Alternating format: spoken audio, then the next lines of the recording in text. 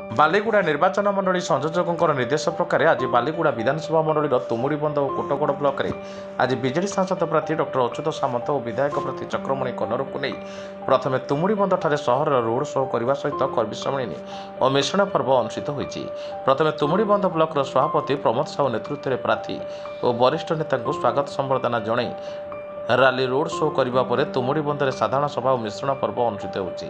ତତ୍ସହିତ କୋଟଗଡ଼ ବ୍ଲକର ମନୋଜ କୁମାର ସାବତଙ୍କ ନେତୃତ୍ୱରେ ଆଜି ଏକ ବିରାଟ ବାଇକ୍ ରାଲି ମାଧ୍ୟମରେ ସହରରେ ରୋଡ୍ ଶୋ କରିବା ସହିତ ସାଧାରଣ ସଭା ମା ମିଶ୍ରଣ ପର୍ବ ଅନୁଷ୍ଠିତ ହୋଇଥିଲା।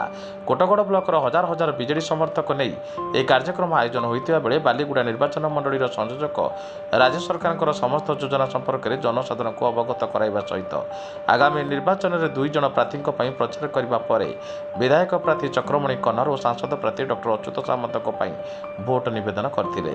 ଏହି ଶୁଭ ଅବସରରେ ସ୍ଥାନୀୟ ନିର୍ବାଚନ ମଣ୍ଡଳୀର ସଂଯୋଜକ ଶ୍ରୀଯୁକ୍ତ ଟୁନା ଦାସ ସମେତ ଜିଲ୍ଲା ପରିଷଦ ଅଧ୍ୟକ୍ଷା ନନ୍ଦିନୀ ମଲ୍ଲିକ, ବିଧାୟକ ପ୍ରାର୍ଥୀ ଚକ୍ରମଣି କନ୍ନର, ବାଲିଗୁଡ଼ା ନିର୍ବାଚନ ମଣ୍ଡଳୀ ପର୍ଯ୍ୟବେକ୍ଷକ ଅଜୟ ମାରଣା, ବାଲିଗୁଡ଼ା ବିଜ୍ଞାପିତ ଅଞ୍ଚଳ ପରିଷଦ ଅଧ୍ୟକ୍ଷ ଗୋବିନ୍ଦ ଚନ୍ଦ୍ର ପ୍ରଧାନ, ଜିଲ୍ଲା ନାରୀ ନେତ୍ରୀ ପୁନମ କନ୍ନର, ବିଜୁ ଜନତା ଦଳର ନଗର ସଭାପତି ଅବନୀକାନ୍ତ ନାୟକ ଓ ବାଲିଗୁଡ଼ା ବ୍ଲକର ତୁମୁଡ଼ିବନ୍ଧ ଓ କୋଟଗଡ଼ ବ୍ଲକର ବହୁ ସକ୍ରିୟ କର୍ମୀ ଉପସ୍ଥିତ ଥିବା ଦେଖିବାକୁ ମିଳିଛି।